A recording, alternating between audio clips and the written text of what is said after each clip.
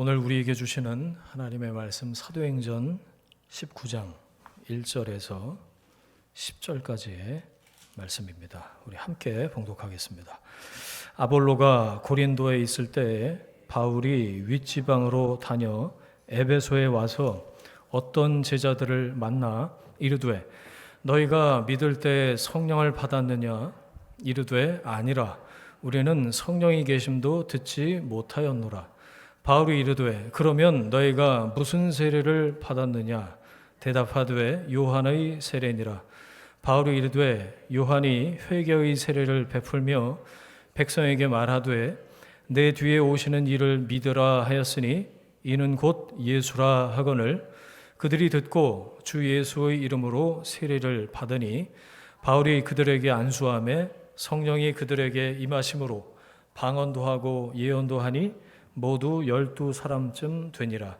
바울이 회당에 들어가 석 달 동안 담대히 하나님 나라에 관하여 강론하며 권면하되 어떤 사람들은 마음이 굳어 순종하지 않고 무리 앞에서 이 도를 비방하거늘 바울이 그들을 떠나 제자들을 따로 세우고 두란노 서원에서 날마다 강론하니라.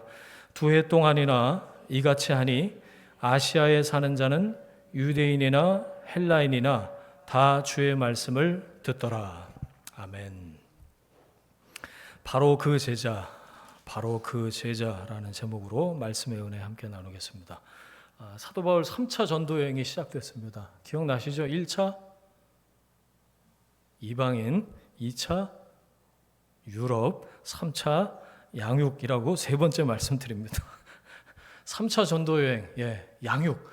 그러니까 1차, 2차 때 갔던 데를 재방문하면서 다시 굳세게, 굳건하게 훈련하고 양육하는 일을 사도 바울이 이제 시작을 했다라는 거예요. 그 스타트 포인트가 어디에 나올까요? 힌트, 오늘 본문에는 안 나옵니다. 그 앞부분에 나와요. 18장 23절에 보면 떠나라고 되어 있어요. 수리아 안디옥이 이 선교의 스테이션이었거든요. 그 안디옥을 기점으로 다시 떠났어요. 그래서 그 23절에 떠나에다가 동그라미 치고 3차라고 쓰시면 돼요. 3차 전도행이 이렇게 시작이 된 겁니다. 그 첫 번째 목적지가 어디예요? 오늘 19장 1절을 보니까 에베소. 에베소가 어디였죠? 사도 바울이 2차 시작할 때 그렇게 가려고 했던 곳, 아시아, 소아시아, 에베소, 그 동네입니다. 자, 2차 전도여행 때 돌아오면서 에베소를 방문을 했었어요. 금요일장가 그 본문을 보면 거기 나오는데 바울이 뭐라고 그랬죠? 18장 21절에 보니까 에베소에 있는 사람들이 좀 더 있다 가시라고 그랬더니 사도 바울이 뭐라고 그러죠? 21절에 만일 하나님의 뜻이면 너희에게로 돌아오리라. 이렇게 약속 아닌 약속을 한 겁니다. 결제는 누가 하시는 거죠? 에베소로 다시 가라. 하나님이 결제해 주시면 제가 다시 옵니다. 이렇게 얘기를 하고 3차 때 첫 번째 방문지로 에베소로 다시 돌아온 거예요. 마치 이 18장 뒷부분을 보면 여러분 개주에서 바통 터치하듯이 아볼로가 에베소에 있다가 고린도로 싹 가니까 그때 에베소에 바울이 싹 들어오는 거예요. 바통 터치하듯이. 또 무슨 장면이 떠올랐냐면 여러분 그 퍼즐 혹시 맞춰보셨어요? 뭐 500조각, 1000조각 뭐 이런 거. 큰 퍼즐에 빈 조각이 딱 맞춰지는 것 같다. 그런 생각했어요. 아볼로가 가르치다가 간 자리에 바울이 그 자리를 딱 메꿔서 들어온 거죠. 여러분 이걸 통해서 알 수 있는 게 있습니다. 선교의 주체는 하나님이시라는 거예요. 아볼로도 아니고요. 바울도 아니고요. 하나님이시라는 거죠. 선교의 주체, 선교의 주인공은 하나님이십니다. 하나님 뜻에 순종하는 사람들을 통해서 하나님이 역사하시죠. 예수가 그리스도라고 이게 선포가 되고 또 어떤 일이 일어나죠? 말씀이 선포되는 곳에 잘못 알고 있던 것들이 교정이 됩니다. 그리고 모자랐던 것들이 보충이 돼요. 지금 단어 몇 가지가 나왔는데 여러분 이게 새롭게 양육되고 훈련되는 거예요. 다시요. 순종하는 사람들을 통해서 말씀이 선포가 돼요. 그러면 그 사람들 안에 어떤 일이 일어난다고요? 잘못 알고 있던 것들이 교정이 돼요. 그리고 모자랐던 것, 미비했던 것들이 보충이 됩니다. 여러분, 이게 양육과 훈련이에요. 이 모든 일을 누가 주도하신다고요? 하나님이 주도하신다. 이게 선교예요. 그러니까 가서 예수 믿으세요. 교회 나오면 좋아요. 이게 아니고요. 여러분, 선교, 전도, 복음 전도는 이렇게 하나님께서 역사하시는 것의 도구로, 통로로 쓰임받는 것이 복음 전도 사역이다라는 거죠. 저는 이 18장, 19장 말씀 보면서 얼마나 다행인가. 내 뜻대로 되는 게 아니고 이 선교라는 게 하나님 뜻대로 되는 거니까 우리는 순종만 잘하면 돼요. 그러면 하나님이 하십니다. 근데 우리가 이게 안 되니까 순종이 잘 안 돼서 하나님이 하시고자 하는 걸 내가 가로막아. 그래서 말씀이 선포가 안 되고 하나님의 역사를 내가 그 중간에 걸그치는 거죠. 이게 표준어인가요? 걸그치다. 하나님께 우리가 연결만 잘 돼 있으면 되는 겁니다. 그러면 하나님이 아볼로를 쓰시고 오늘 이 사도행전의 저자 누가도 쓰시고 바울도 쓰시고 그렇게 하시는 거죠. 여러분, 하나님이 책임지시고 하나님이 인도하시는 줄 믿고 여러분의 삶으로 선교하시기를 축복합니다. 그걸 믿으니까 바울이 돌 맞아도 가는 거예요. 아니, 무슨 열쳤다고 돌 맞은 데를 또 갑니까? 이 제정신입니까? 그렇죠? 그걸 믿으니까 하나님이 하시는구나 라는 걸 믿으니까 돌 맞아도 또 가는 거죠. 자, 오늘 스토리. 바울이 에베소에서 어떤 제자들을 some disciples 어떤 제자들을 만나면서 시작이 되는데 1절 보세요. 같이 읽겠습니다. 시작. 아볼로가 고린도에 있을 때 바울이 윗지방으로 다녀 에베소에 와서 어떤 제자들을 만나. 누가가요 사도행전 쭉 쓰면서 제자라는 표현을 20몇 번인가 쓰는데 관사가 붙어요. 거의 다. 그러니까 영어 표현으로 하면 the disciples라고 해요. 그거는 곧 예수의 제자를 얘기하는 거예요. 그런데 오늘 1절에 보면 정관사가 없어요. 헬라어로 보니까. 그래서 영어 성경에 some disciples라고 해놨고 우리나라 성경에도 어떤 제자들 이렇게 해놨어요. 그러니까 1절만 보면 에베소에서 사도 바울이 만난 제자들이라고 하는 사람들이 누구의 제자인지가 안 나와요. 그런데 그 다음 보면 나와요. 2절, 3절 시작. 이르되 너희가 믿을 때 성령을 받았느냐? 이르되 아니라 우리는 성령이 계심도 듣지 못하였노라. 바울이 이르되 그러면 너희가 무슨 세례를 받았느냐? 대답하되 요한의 세례니라. 제자들한테 물어봤어요. 성령 받았어요? 성령이 뭐예요? 먹는 거예요? 뭐 이러는 거예요. 거기 있는 사람들이. 그러니까 바울이 다시 물어봐요. 그러면 도대체 무슨 세례를 받은 겁니까? 그랬더니 요한의 세례를 받았습니다 라고 대답을 하죠. 세례 요한의 제자였던 거예요. 예수님 제자가 아니고 세례 요한의 제자. 왜 그랬을까요? 이 사람들을 가르친 아볼로가 요한의 세례만 알았거든요.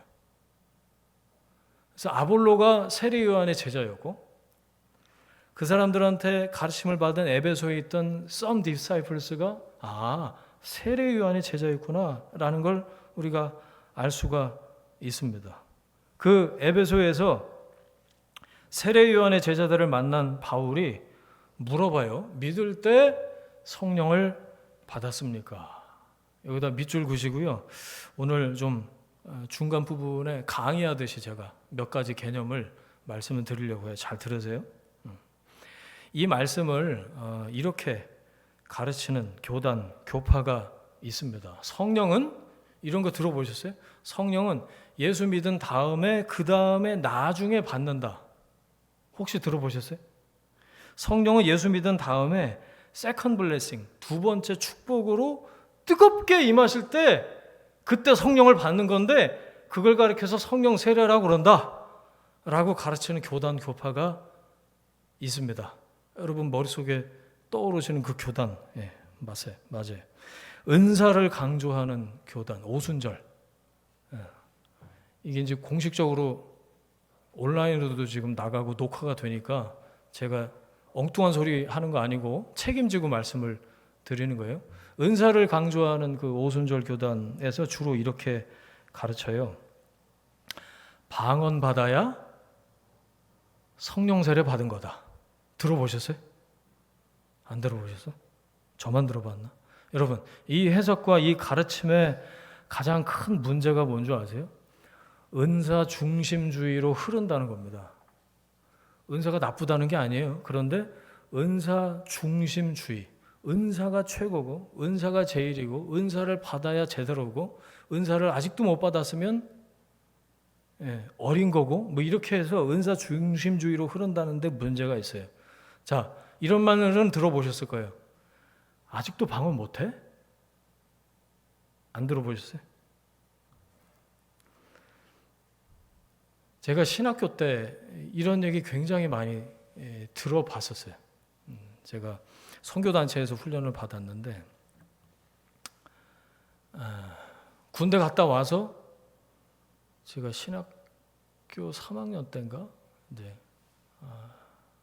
이렇게 스텝으로 전국 단위의 그 선교단체에서 하는 수련회 스텝으로 이제 갔어요. 신학교 3학년이니까 이제 전도사 사역을 시작했을 때입니다, 이미. 근데 강사 목사님이 와서 아직도 방언 못 받은 사람 손들어라고 그러는 거예요. 깜짝 놀랐어요. 그래서 그날 저녁 저를 비롯해서 이 스태프들이 다 모여서 회의를 했습니다. 그래서 그때 그 선교단체 리더십들하고 회의를 진지하게 하고 다시는 그 강사 목사님을 그 선교단체에서 부르지 않는 것으로 이렇게 결정을 했던 게 제가 지금 기억이 나요. 자, 이게 왜 문제인지를 한번 제가 말씀드려 볼게요. 아직도 방언 못 받았어? 라고 하는 건 성도들 간에 계층을 나누는 겁니다. 그렇죠? 이미 방언을 받은 사람, 그리고 아직도 방언 못 받은 사람. 이래서 이렇게 그레이드를 확 나누어 버리는 거예요. 그 말 자체가 가진 게. 겉으로는 말 안 하죠. 근데 속으로 다 그렇게 생각을 합니다. 은사 중심주의를 갖게 되면 방언하고 예언해야 성령 세례 받은 거고 더 영적이고 그런 경험이 아직 없으면 아직 멀었다. 이런 식으로 취급을 해요. 여러분, 이게 옳은 가르침일까요? 제가 제 소리가 아니고 오늘 성경 말씀으로 여러분 이 말씀 듣고 혹시 약간 이렇게 잘 정리가 안 돼 있던 것들은 올바르게 교정이 되고 새롭게 이렇게 자리를 잡으셨으면 좋겠다 생각해요. 자, 다시 2절 보세요. 믿을 때 성령을 받았느냐? 이렇게 바울이 물어봐요. 이 믿다라고 하는 것과 받다라고 하는 이 두 가지 동사가 헬라어 시제로 같아요. 현재형이에요. 그러니까 믿은 다음에 그 다음에 받는다 이게 아니고요. 믿을 때 받는다는 겁니다. 믿는 동시에 받는다. 믿을 때 받았느냐 이렇게 물어봤잖아요. 우리나라 성경이 번역을 잘한 거예요. 예수 그리스도를 구주와 주님으로 영접하는 순간 예수님을 믿을 때 성령님은 그때 임하십니다. 성령이 내주하기 시작하시는 인디웰링, 함께 살기 시작하시는 그거를 가리켜서 성경에서 성령으로 세례를 받는다라고 얘기를 하는 거예요. 정리가 되셨어요?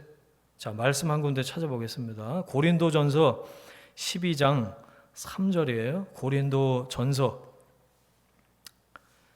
12장 3절. 그러므로 같이 읽습니다. 그러므로 내가 너희에게 알리노니 하나님의 영으로 말하는 자는 누구든지 예수를 저주할 자라 하지 아니하고 또 성령으로 아니하고는 누구든지 예수를 주시라 할 수 없느니라. 거기 밑줄. 성령으로 하지 않고는 예수를 누구든지 예수를 주님이라고 말할 수 없다 그거예요. 그러니까 뒤집어서 예수님을 주님이라고 진심으로 고백하는 사람 안에는 이미 성령께서 내주하고 안에 계시다라는 얘기. 예수 그리스도를 나의 구주로 받아들이고 예수님은 나의 구주시고 주인이십니다. 인류를 구원하신 구세주이십니다. 라고 믿고 고백할 수 있다면 그 고백을 진심으로 하는 사람이라면 그것 자체가 내 안에 그 안에 성령이 계시다는 증거라는 거예요. 여러분, 넌크리스찬 안에는 성령이 계시지 않기 때문에 예수님을 주님이라고 고백하지 못합니다. 이렇게 할 수는 있겠죠. 의미를 모르고 그냥 입으로 얘기를 하거나 의미를 몰라. 주님이라고 하는데 그게 무슨 뜻인지 몰라. 모르고 하거나 두 번째, 거짓말로 그냥 할 수는 있을지 모르겠어도에 진심으로는 못한다는 거예요. 예수님을 주님! 이렇게 얘기는 못한다는 거예요. 예수님을 주님이라고 고백하는 건 내 안에 이미 성령께서 계시다는 증거라는 거예요. 고린도전서 12장 3절 이 말씀의 증거가 있잖아요. 자, 여러분 제가 세 가지 질문을 드릴게요. 잘 생각해 보시고 속으로 한번 대답을 해보세요. 속으로. 자, 첫 번째, 여러분 예수님이 그리스도이신 것, 그러니까 예수님이 세상의 구원자로 오셨다는 것을 믿으십니까? 자, 두 번째, 여러분 예수님을 세상의 구원자뿐만이 아니라 예수님은 나를 위해 오셨구나. 내 삶의 주인으로 예수님을 믿고 영접하셨습니까? 대답해 보세요. 속으로. 그리고 세 번째, 여러분 성령 받으셨습니까? 자, 교회 다니는 사람들한테 이 세 가지를 여쭈면 3번에서 주춤거리는 사람들이 예상보다 많더라고요. 왜 그럴까요? 내 꼬라지가 이래갖고 뭐 성령 이렇게 생각을 한단 말이죠. 여러분 성령이 내 안에 계시는 건 내 꼬라지와는 별로 상관이 없다는 거 기억하세요. 신분의 변화가 스타트가 되면 하나님이 수준의 변화까지 끌고 가십니다. 그런데 우리는 내 신분이 믿음으로 변화가 됐다는 것, 내가 이미 하늘에 속한 사람이라고 선포하고 고백하길 주저하죠. 왜? 자꾸 내 꼬라지를 보니까, 내 수준을 보니까 그렇게 얘기할 수가 없는 것 같아. 성령 받았냐고 물어보면 주춤주춤거려. 아유, 성령이 진짜 계신가? 난 잘 듣지도 못하고 순종도 못하고 내 꼬라지가 이 모양 이 꼴인데 이렇게 생각을 한단 말이죠. 그건 나중에 성화의 과정을 거쳐서 점차 거룩함에 다다르는 그 수준의 변화를 얘기하는 건데, 여러분 1번, 2번 진심으로 믿고 그렇게 고백하고 영접한 사람은 3번 성령 받은 사람입니다. 여러분 성령 세례 다 받으셨다고요. 세례가 뭐죠? 예수님과 함께 죽고 예수님과 함께 다시 살아나는 거죠. 예수님이 십자가 붙들고 옛사람은 죽고 새 사람으로 다시 살아난 거예요. 성령으로 세례를 받았다. 성령과 함께 죽고 성령 안에 내가 있고 성령과 함께 살았다. 내가 성령 안에 있고 성령이 내 안에 계시고 이걸 고백하는 거죠. 세 가지를 좀 정리를 해야겠습니다. 첫 번째, 성령 세례. 두 번째, 성령의 은사. 세 번째, 성령의 충만이요. 빠른 속도로 제가 정리를 해드릴게요. 첫 번째, 성령의 세례는 아까 말씀드린 것처럼 어떤 교단에서 가르치는 것처럼 예수 믿은 다음에 어느 날 시간이 많이 지나서 어느 날 뜨겁게 갑자기 무슨 부흥회 가고 뭐 수련회 가고 그래서 뜨겁게 은사를 경험하면서 뭐 안 보이던 것들이 보이고 막 입이 혀가 돌아가고 이렇게 받는 세컨 블레싱이 아니고, 성령 세례는 예수님을 구주로 영접하고 믿을 때 내 안에 내주하기 시작하시는 성령의 은혜가 성령 세례다라는 거예요. 이렇게 정리를 해놓으세요, 여러분. 그러니까 단어가 세 가지가 나와요. 영접, 내주, 인드웰링. 그 스타트가 성령 세례다라는 거예요. 예수님을 주님이라고 고백할 때 성령이 내 안에 와서 오셔서 함께 살기 시작하는 것, 그 스타트 포인트가 성령 세례다라고 성경이 표현하고 있는 거예요. 성경에 능통했다고 그랬어요. 아볼로가. 보셨어요? 네. 그런데 세례 요한의 제자들과 똑같이 복음을 알고 성경을 가르치고 그랬는데, 그게 세례 요한이 알고 있었던 예수님의 한정도 있었다라는 거죠. 이게 무슨 뜻이냐? 여러분 세례 요한이 언제 죽었죠? 예수님한테 세례를 베풀고 나서 얼마 안 지나고 헤롯이 그 딸인가요? 헷갈리네. 헤로디아를 통해서 뭐 들어줄까 그러니까 세례요한의 목 갖다 달라고 그래서 쟁반에다가 세례요한 목 잘라 갖다 주잖아요. 예수님이 본격적인 사역을 시작하시기도 전에 세례요한은 죽었어요. 이게 무슨 뜻이냐면 예수님의 십자가와 부활 사건을 세례요한은 경험하지 못했다는 거죠. 그 이후도 당연히 몰랐어요. 세례요한은 성령이 임하시고 이렇게 하나님의 영이 그 다음에 사도행전을 통해서 이렇게 펼쳐질 것이라는 것에 대해서 세례요한은 생각도 못했다라는 거죠. 뭐냐면 세례요한의 예수님 이해에 머물러 있었다라는 건 조각난 티칭이었다라는 거예요. 부분적인 가르침. 자, 4절 5절 보세요. 4절 5절 같이 읽습니다. 시작. 바울이 이르되 요한이 회개의 세례를 베풀며 백성에게 말하되 내 뒤에 오시는 이를 믿으라 하였으니 이는 곧 예수라 하거늘 그들이 듣고 주 예수 이름으로 세례를 받으니 아멘.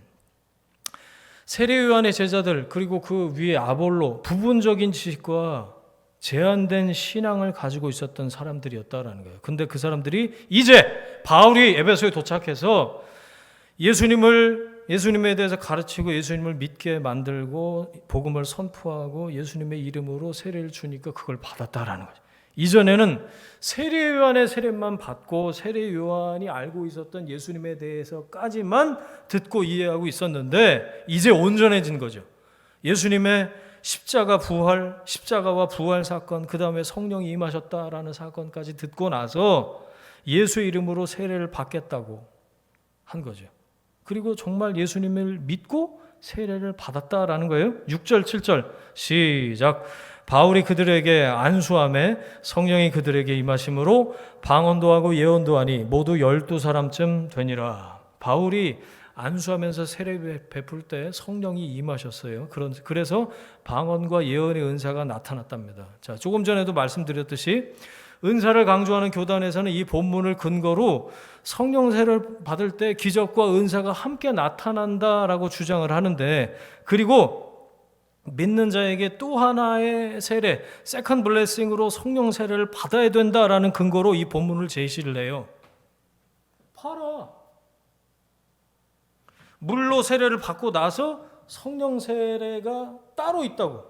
믿은 다음에 나중에 뜨겁게 성령 세례를 받아야 된다고 얘기를 해요. 그리고 성령 세례의 증거로 최소한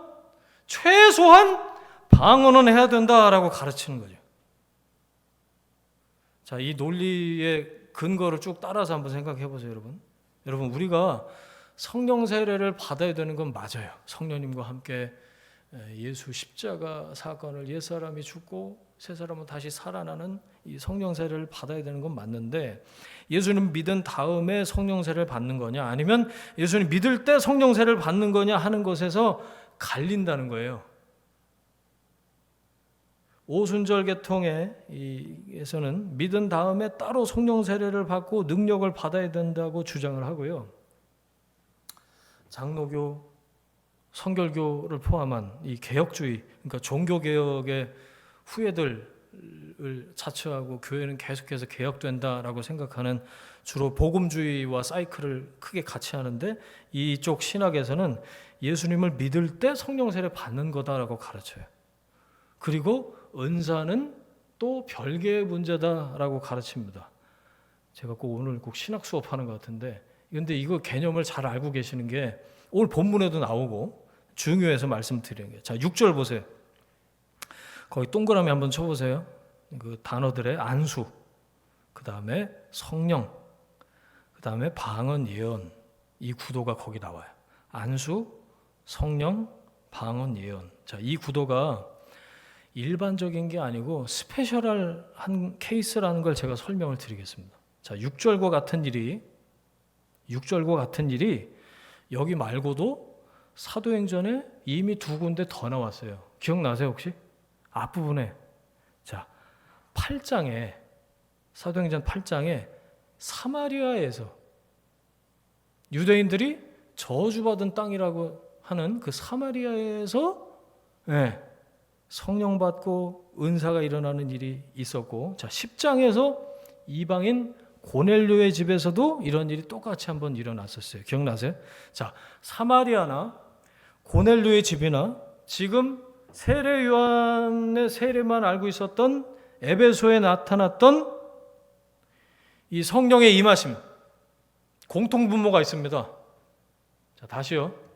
어디요? 사마리아, 그 다음에 이방 고넬료의 집, 그 다음에 에베소. 이것도 이방인데 이방 중에서도 some disciples, 어떤 제자들, 세례 요한의 제자들, 예수님의 삶과 사역과 부활과 이거에 대해서 모르고 있는 사람들. 자, 이들의 공통 분모가 뭘까요? 힌트, 장소입니다. 장소. 어디죠? 유대가 아니다라는 거예요. 유대가 아니다. 이게 굉장히 중요한데요. 이방 지역에 일어났던 역사예요. 자, 유대인들이 생각하기에 말도 안 돼. 어떻게 율법도 안 지키고 하나님도 모르고 그런 사람들한테 성령이 임하냐? 라고 그 대표격으로 누가 생각을 하고 있었죠? 베드로 사도가 그 대표격으로 생각을 하고 있었던 거예요. 그런데 그 시각을, 유대인의 시각을 하나님이 깨시는 거죠. 봐라, 성령이 임하신다. 거기도 성령이 임하셔서 성령의 역사가 일어난다.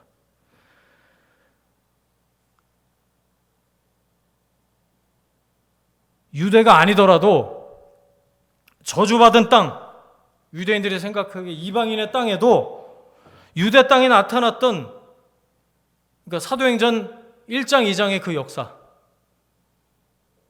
성령의 공개적인 역사가 그 땅에도 전격적으로 성령이 임하셔서 역사하신다. 그 사인을 스페셜하게, 특별하게 보여주고 있는 세 가지 사건이 8장 사마리아, 10장 고넬료, 그리고 오늘 19장에 나오는 에베소의 이 이야기다라는 거예요. 이방 땅에도 십자가 복음이 성령을 통해서 온전히 임했고 시작됐다라는 걸 알리는 사인이라는 거죠. 사도행전에서 안수할 때 성령이 임하는 건요, 이 일이 하나님의 일이다라는 걸 알려주는 거예요. 하나님이 그걸 드러내서 공개적으로 인정하시고 허락하셨다라는 사인이다라는 거죠. 이걸 가지고 일반화시키면 안 된다는 거예요. 자 보세요. 봐라, 안수하니까 성령이 임하고 그 증거로 방언하지 않냐. 이렇게 전형적인 구도로 무슨 수학 공식처럼 원리화해버리니까 이게 문제가 된다는 거예요. 그래서 성도들 간에 은사 받은 사람, 특별히 방언하고 예언하고 뭐 기적을 이걸 경험한 사람하고 그렇지 못한 사람을 이렇게 계층으로 확 나눠버린다라는 거, 이게 문제다라는 거죠. 이해되세요? 에베소에 나타났던 성령의 임하심, 이건 특별한 은혜지 일반화, 원리화해서는 안 된다. 자, 그런 의미에서 12절에 보시면, 오늘 본문 12절에 보시면 치유와 축사도 마찬가지예요. 나중에 바울이 닦았던 손수건만 얹어도 뭐 귀신이 나간다. 그래갖고 이걸 흉내내는 사람도 있어요. 자기 닦았던 수건으로 닦으면 귀신이 나간다나. 아니, 그건 바울 때 그랬던 거고 스페셜한 하나님의 역사로 이때 그냥 보여주신 거지, 이걸 일반화, 원리화해서 그래서 은사 중심주의로 흐르다가 이단이 많이 생기는 거죠. 여러분, 성령의 나타남, 은사는 말 그대로 기프트, 선물이에요. 선물이 뭐죠? 주고 싶은 사람이 주고 싶을 때 주고 싶은 걸로 주는 게 선물이죠. 그렇죠? 그게 은사예요, 여러분. 거기다 성령 세례 아까 적어 놓으셨어요? 성령의 은사예요. 지금은 하나님이 사명을 주면서, 일 시키면서 손에 아무것도 안 쥐어주시지 않아요. 손에 쥐어주시는 도구, 은사의 도구가 그러니까 하나님께서 주시는 사명의 도구가 은사다라는 거예요. 그 일에 맞는 도구를 주시는 게 성령의 은사예요. 그러니까 사람마다 다 다르죠. 응? 사람마다 다 다른 거예요. 그러니까 스페셜한 거죠. 나는 이런 은사를 받았는데 저 사람은 당연히 다른 은사를 받는 게 당연합니다. 그런데 눈에 보이는 어떤 은사를 딱 하나 박아놓고 이걸 못 받으면 아직 영적으로 뭐 성숙하지 못한 거다 이런 소리를 하면 안 되는 거죠. 그렇죠? 자, 정리를 합니다. 예수 그리스도를 구주와 나의 주인으로 고백하고 영접할 때 우리는 구원을 받습니다. 성령 세례라고 말씀드렸어요. 예수님과 함께 죽고 예수님과 함께 사는 것처럼 성령이 내 안에 내주하기 시작하시는 것. 그걸 성경에서 성령 세례라고 말합니다. 여러분 예수님 믿으시죠? 예수님 믿으시죠? 여러분 이미 성령으로 세례를 받으셨습니다. 성령이 내 안에 살아계시고 말씀하시고 말씀을 깨닫게 하시고 진리의 영으로 함께 하시고 거룩한 영으로 내 삶을 인도하시고 책임지시고 역사하시는 줄 믿으시길 바랍니다. 인드웰링, 성령의 내주하심이 시작이 되는 거예요. 은사는 뭐라고요? 선물. 언제, 누가, 어떤 선물을 받을지는 아무도 모르는 거예요. 필요할 때 주십니다.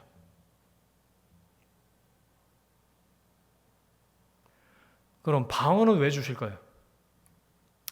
너 나하고 깊이 소통하자. 방언은 소통이에요.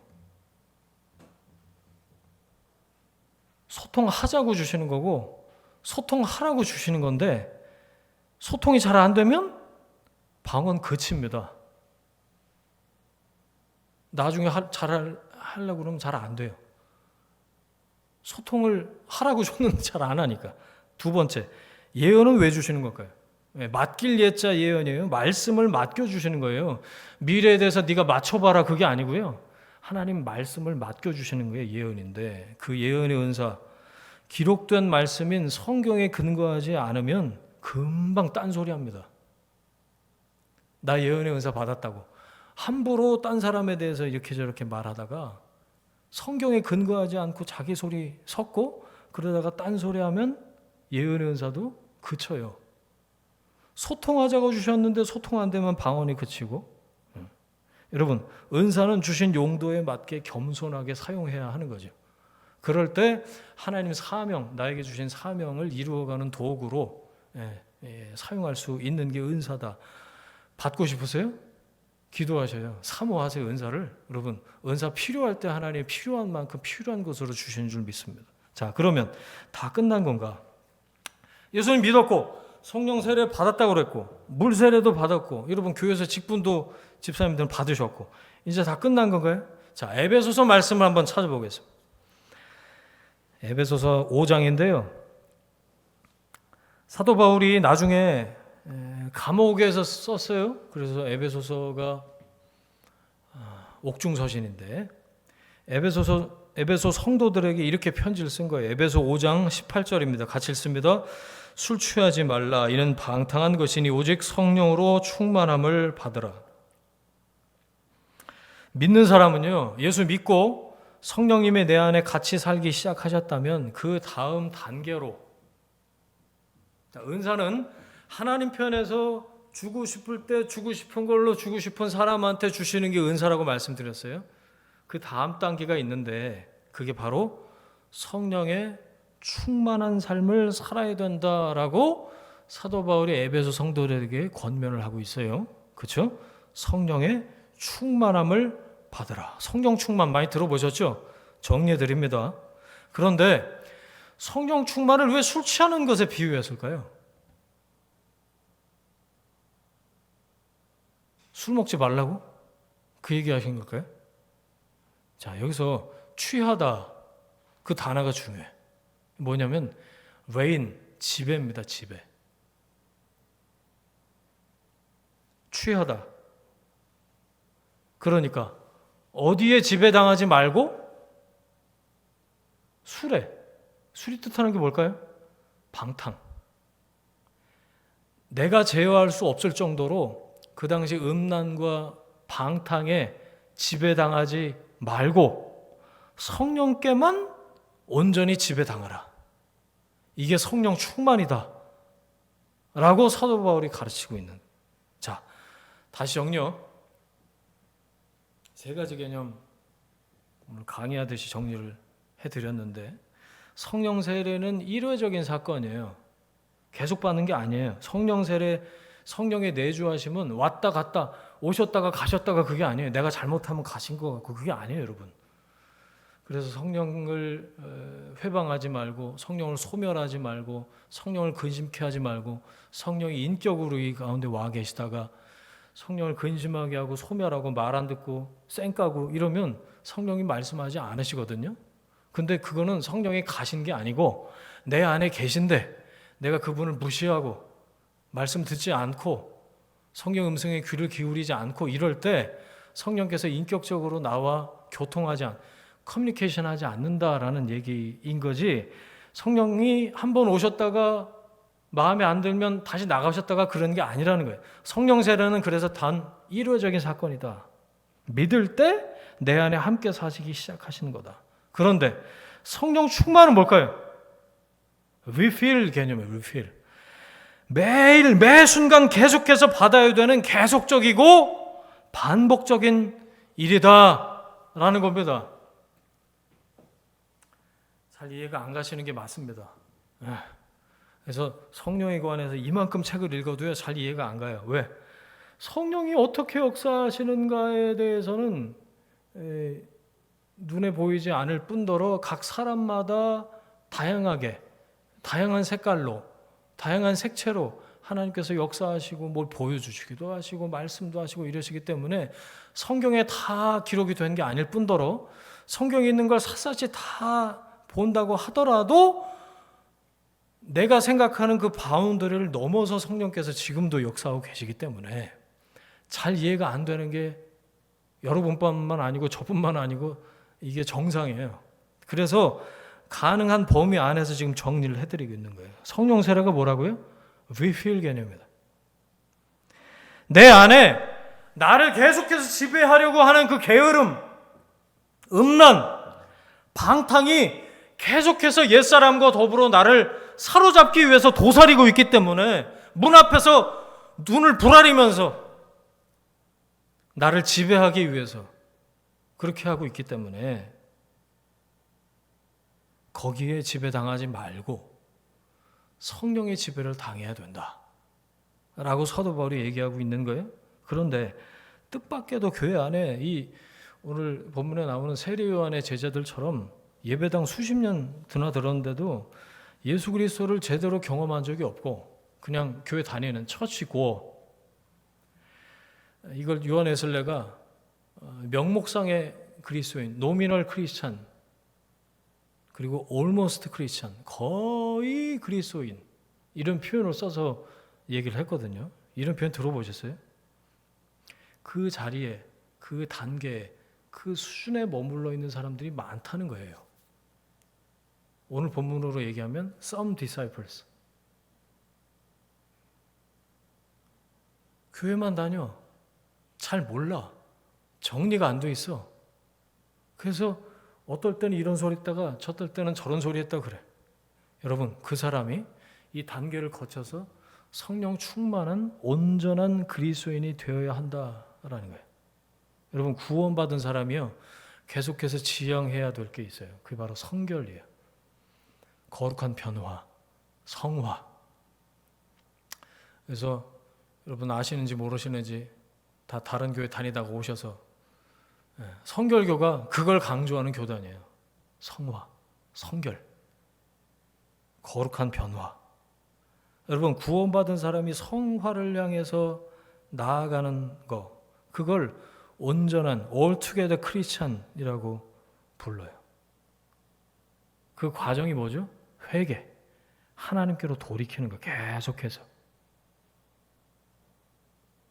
처음 성령 세례 받을 때 회개하는 걸 회심이라고 그럽니다. 개종, 그러니까 완전히 180도 하나님께로 방향을 턴하는 거, 그걸 회심이라고 한다면 그 다음에 계속해서 하나님께로 우리가 또 돌이키는 거, 그걸 가리켜서 회개. 이미 예수 믿는 사람이, 세례 받고 신자의 길에 들어선 사람이 세례만 받은 교인에서 어떤 사람이요? 성령으로 충만한 삶, 제자의 삶으로 계속해서 돌이키는 것. 이게 필요하다라는 거죠. 이거 여러분 우리가 다뤘습니다. 이걸 네 글자로 자기 부인이라고 하는 거예요. 그래서 예수님이 마지막으로 하신 말씀, 이 땅에 계실 때 가서 영혼 구원해라, 그게 아니고 가서 제자 삼아라, 그렇게 말씀하셨어요. 제자 삼는 거에는 영혼 구원이 포함되어 있습니다, 여러분. 그렇죠? 회심이 없으면 그 다음에 일어나는 회개는 일어나지 않아요. 영혼 구원이 포함되어 있어요. 안 믿는 사람들한테 가서 세례를 베풀고 제자를 삼는 거잖아요.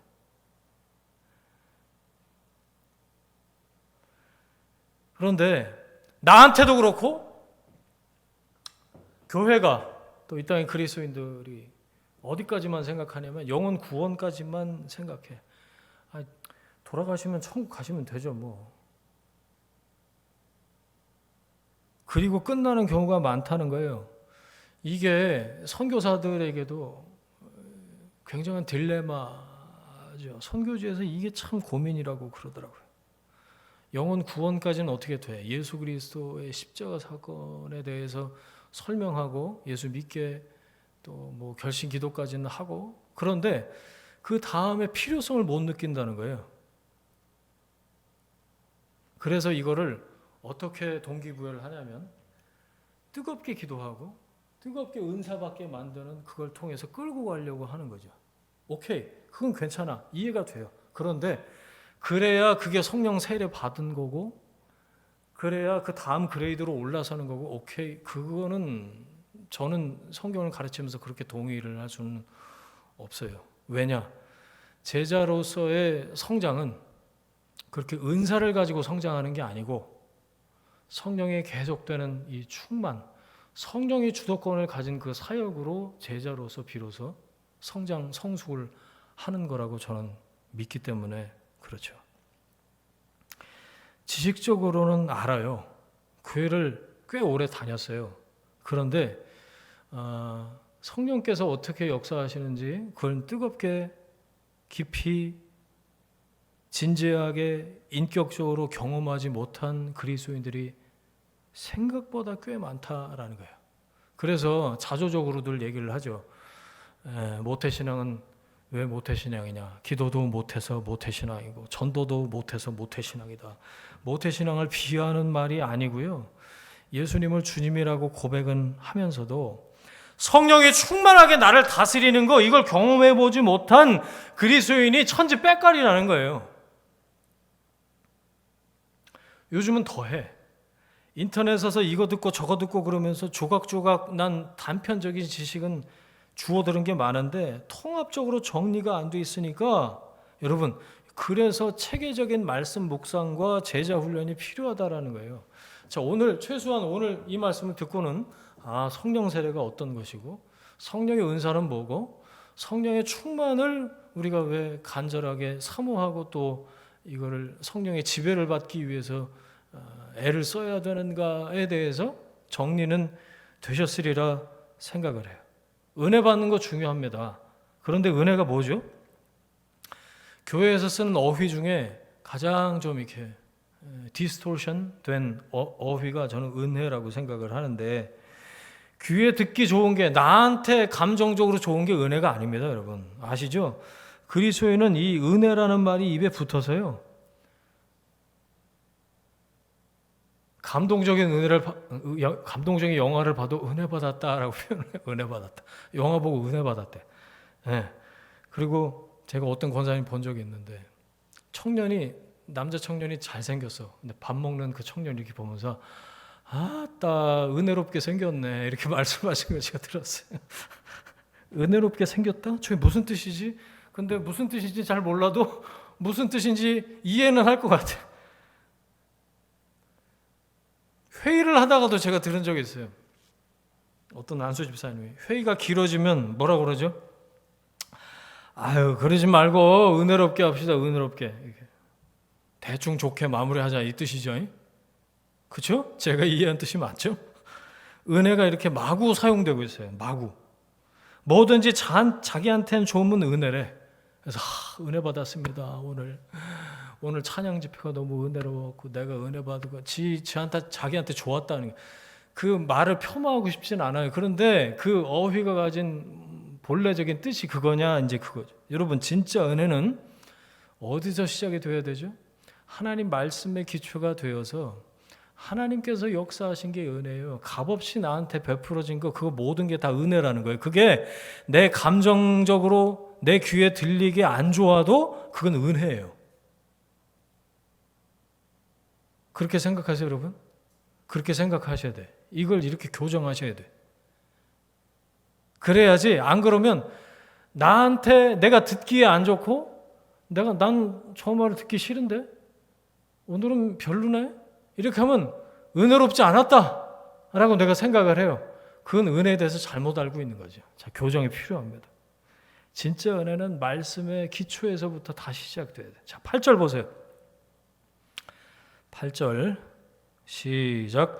바울이 회당에 들어가 석 달 동안 담대히 하나님 나라에 관하여 강론하며 권면하되. 에베소에 도착한 바울이 어디 가면 어디로 갔죠? 늘 유대인의 회당 들어가서, 관례에 따라서 회당에 들어가서 말씀을 전했습니다. 3개월 동안이나 그랬다는 거예요. 에베소 회당에서 바울한테 3개월이나 시간을 준 거예요. 그 전에 보면 3개월이 뭐예요? 들어갔다가 가르친 데 막 와서 돌 던지지 않나, 멱살잡이에서 끌어내고 뭐 재판정에 세우고 난리 버거지였잖아요. 그런데 에베소는 좀 바울에게 호의적이었던 것 같아요. 왜? 그 앞에 나와요. 성령을 경험한 사람들이 정신을 차리고 바울에게 말씀으로 인텐시브로 훈련을 받고 싶어 했던 것 같아요. 그게 9절 10절에 나와요. 자, 시작. 어떤 사람들은 마음이 굳어 순종하지 않고 무리 앞에서 이 돌을 비방하거늘 바울이 그들을 떠나 제자들을 따로 세우고 두란노 성원에서 날마다 강론하니라. 2해 동안이나 이같이 하니 아시아에 사는 자는 유대인이나 헬라인이나 다 주의 말씀을 듣더라. 아멘. 아시아 에베소에서 진행된 사도 바울의 말씀 사역, 첫 3개월 동안 열심히 한 것처럼 보였는데 중간에 보니까 9절 시작하자마자 누가 있어요? 비방하는 비방자들, 방해자들이 또 있네. 여기도 이렇게 보니까 실패한 것처럼 보여요. 3개월 동안 인텐시브로 가르쳤는데 또 헛소리를 하고 앉아있어. 어떤 사람들은 마음이 굳어서 순종하지 않았답니다. 반응이 안 좋아 보여요. 기껏 가르쳤더니 마음이 딱딱해져 갖고 순종하지 않았대. 근데 이게 무슨 문제죠? 복음의 문제가 아니에요. 바울의 가르침의 문제가 안 왔다는 거죠. 왜? 듣는 사람의 문제였던 거예요. 마음이 굳어졌다. 그래서 순종도 안 됐다. 여러분, 이런 걸 좀 경험해 보신 적이 있으신지? 더 나아가서 이 사람들이 공개적으로 바울을 비방했답니다. 점점 더 나아갑니다. 마음이 굳었는데 말씀에 불순종하다가 아예 회방하는 데까지 갔다라는 거예요. 처음에는 자기와 감정이 좀 틀어졌어. 에휴, 저런 소리는 내가 알던 거하고 달라. 3개월 인텐시브로 훈련 받다 보니까, 양육을 받다 보니까 자기가 알던 거하고는 달라. 그러니까 마음이 점점 굳어져. 여러분, 이게 예수님의 씨 뿌리는 비유, 그 4가지 밭의 비유에서 나오는 길가에 나오는 어휘와 똑같은 말입니다. 마음이 딱딱해진 거예요. 왜 딱딱해졌까요? 길가가 사람들이 밟고 다닌 거예요. 사람들이 밟고 다닌 거예요. 그래서 딱딱해졌어. 씨를 뿌리니까 씨가 들어갈 구멍이 없는 거지. 완악함입니다. 완악함.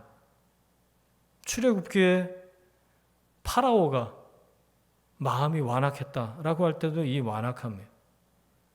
그러니까 길가처럼 굳어져서 말씀이 안 들리는 거예요. 거부하고 나중에 회방하는 데까지 갔다. 바울이 어떻게 했는지 보세요. 자, 이고니온에서 기억나세요, 여러분? 바울이 어떻게 했죠? 발에 티끌을 떨었습니다. 예수님이 제자들한테 그렇게 하라고 말씀하신 그대로 했어요. 지난주 주중에 나온 본문에도 옷을 털었다. 네. 오늘 본문에 보니까 10절에 바울이 그들을 어떻게 했다고요? 떠났대요.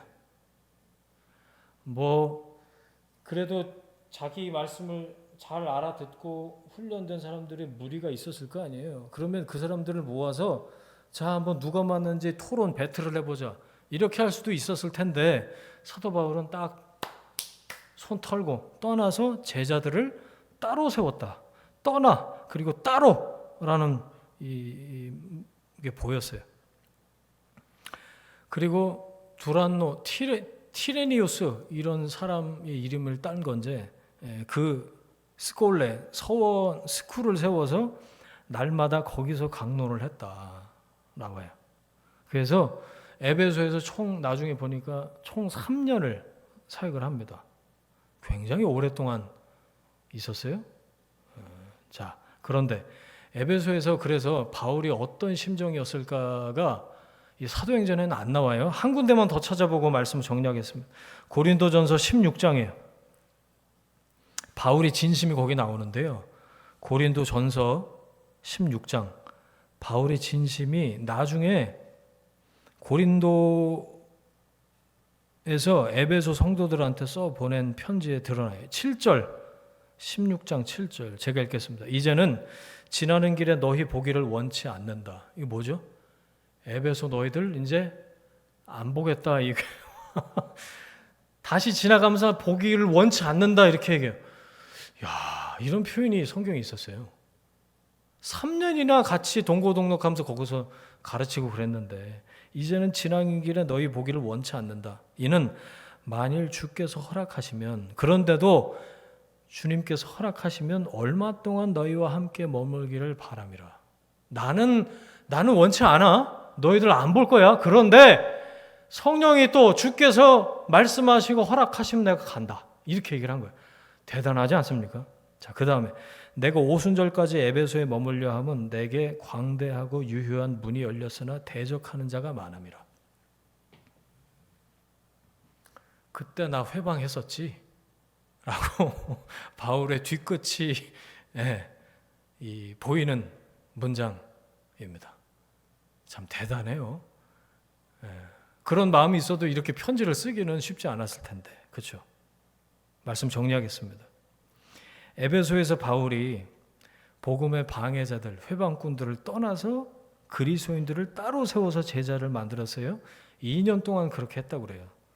그 말 들어보셨죠, 여러분? No pain, no gain. 신앙생활도 마찬가지입니다.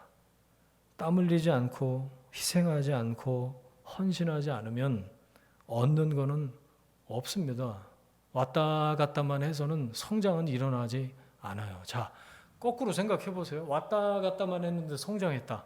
그게 이상한 거 아닙니까? 그게 왔다 갔다 하면 아무 일도 없거나 왔다 갔다만 했으니까 왔다 갔다만 한 정도로만 나아지는 게 그게 정상이 아닙니까? 여러분 어떻게 생각하세요?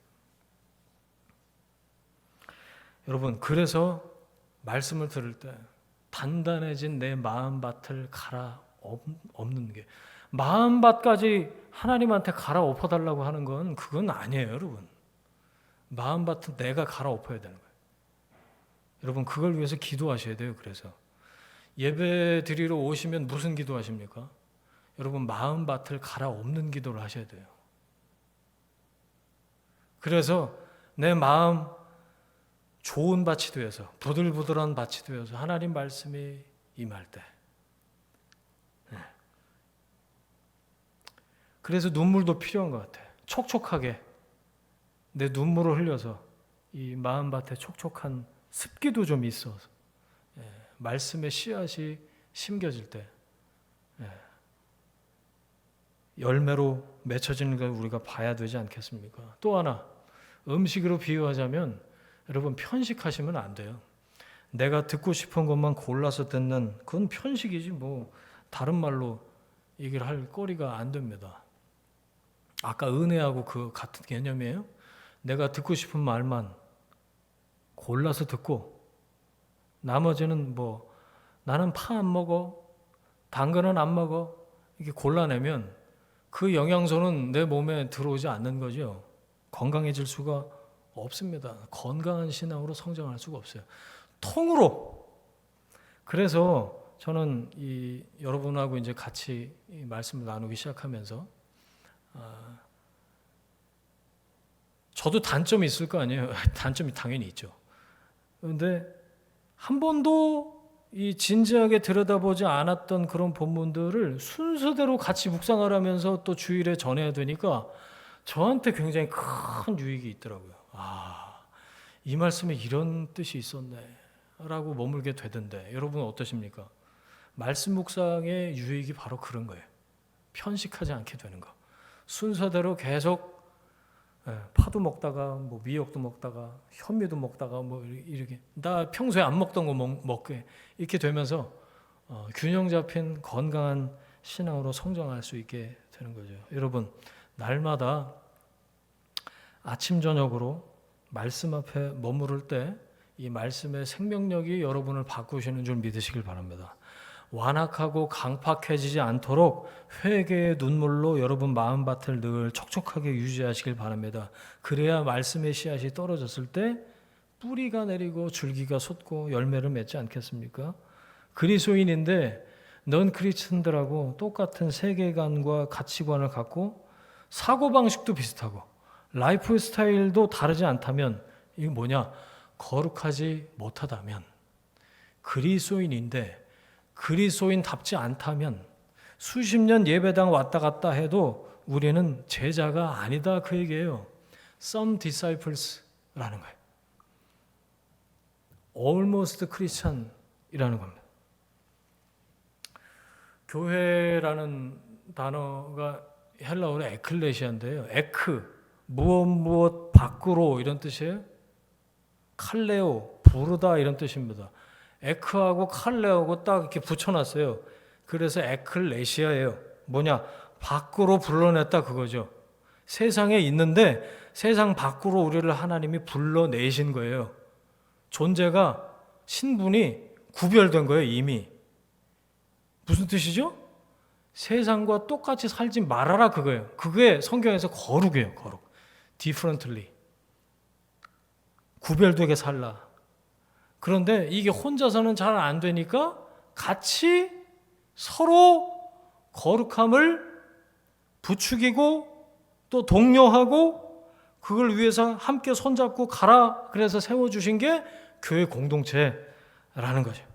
여러분 우리를 세상에서 구별해서 세상 밖으로 불러주신 주님께서 이미 우리 안에 계시고 성령 세례로 우리에게 성령님을 통해서 말씀을 깨닫게 하십니다. 어떻게 해요? 함께 거룩한 삶을 살라고 서로를 격려하고 서로 사랑하기를 힘쓰라고 하나님께서 우리를 묶어주셨다라는 거예요. 사도 바울이 3년 내내 에베소에서 한 일이 그거예요.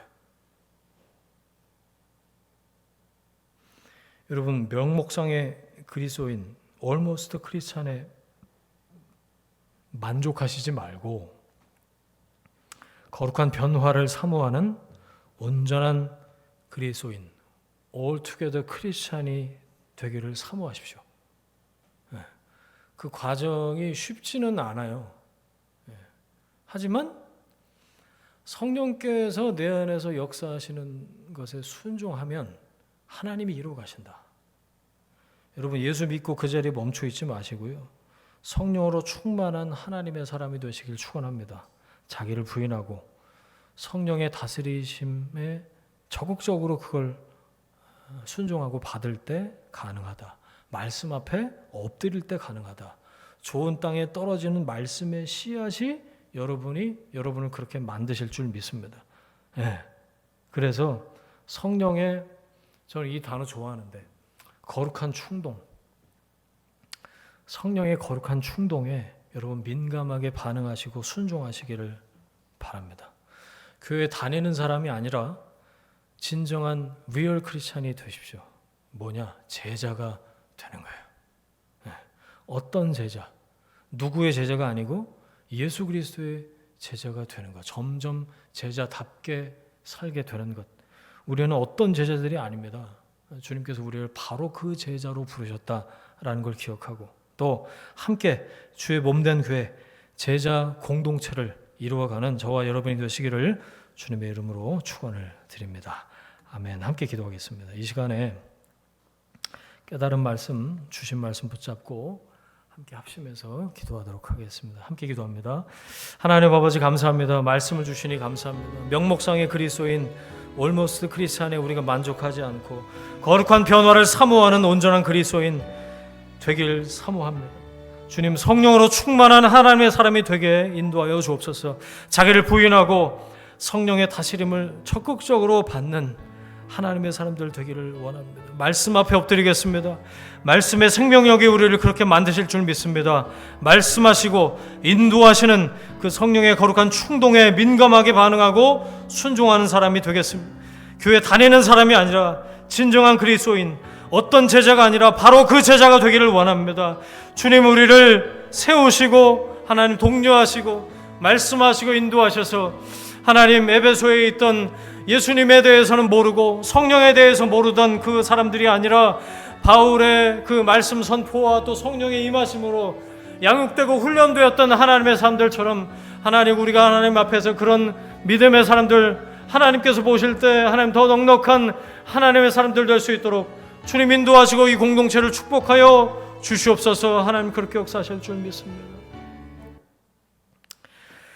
이제는 우리의 주인 되신 예수 그리스도의 은혜와 하나님 아버지의 사랑하심과 성령님의 동행하심이 어떤 제자로 사는 게 아니라 바로 그 제자의 삶을 살길 원하는 하나님의 사람들 위에, 그들의 일터와 가정과 자녀들 위에 지금부터 영원까지 함께 하시기를 간절히 축원하옵나이다.